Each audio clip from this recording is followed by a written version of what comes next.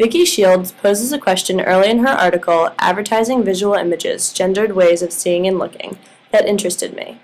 When describing what ways of looking is, she asked how it is that members of different genders can find pleasure in a photograph that was created mostly for male viewing.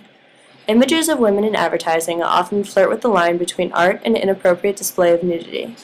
As most of us have seen, these images are often of women in a vulnerable position. These images sometimes may even have a male figure who is in the presence of dominance and power to counter her. For example, the women are often standing in a position where their arm is over their face, or their finger in their mouth, or their arm covering themselves in some way. Furthermore, they are usually placed visually below the male in pictures.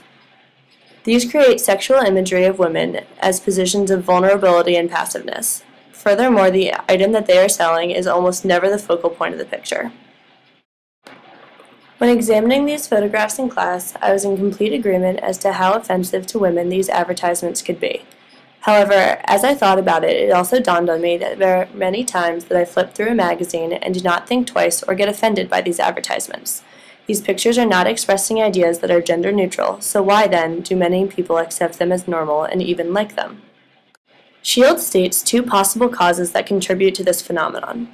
The first is that the world that we live in is much more similar to the advertisements than we see. Reality is that women are still partly viewed as subordinate and more vulnerable than men are. Because of this, women are able to view these advertisements and subconsciously see a hypersensitive take on the world, and therefore they are willing to accept this as normal. The second possible cause is that these images are not pornography. Pornography is used for instant gratification, as the image that they are viewing satisfies their curiosity and wants. In contrast, this fashion photography displaces that instant gratification and positions the models in such a way that it can only be obtained if you partake in the advertisement, thus sucking the viewer into desiring the product. In conclusion, the subconscious realities of the world, such as gender inequality and pornographic desires, promote the general acceptance of these advertisements.